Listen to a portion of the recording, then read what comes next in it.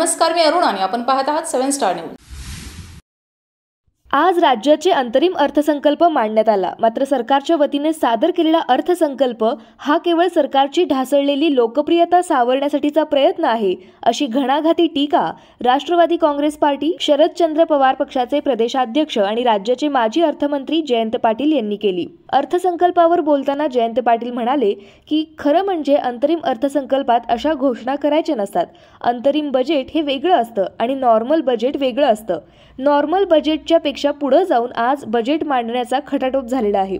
त्यापेक्षा विशेष असे या बजेटमध्ये काही नाही, असं म्हणत त्यांनी अर्थसंकल्पाबाबत नापसंती दर्शवली। राज्याच्या अर्थमंत्र्यांनी पंतप्रधान आणि केंद्रीय अर्थमंत्री यांनी घालून दिलेले सगळे पायंडे मोडून आज अंतरिम अर्थसंकल्पाच्या नावाखाली पूर्ण बजेट मांडला असे सांगताना सरकारने 9,000 कोटी महसुली तुटीचे बजेट मांडले, मागच्या वर्षी 17,000 कोटी तुटीचं बजेट मांडले आणि त्यानंतर सादर केलेल्या पुरवणी मागण्या अशा 1,00,000 कोटी वजा या सरकारकडे होते।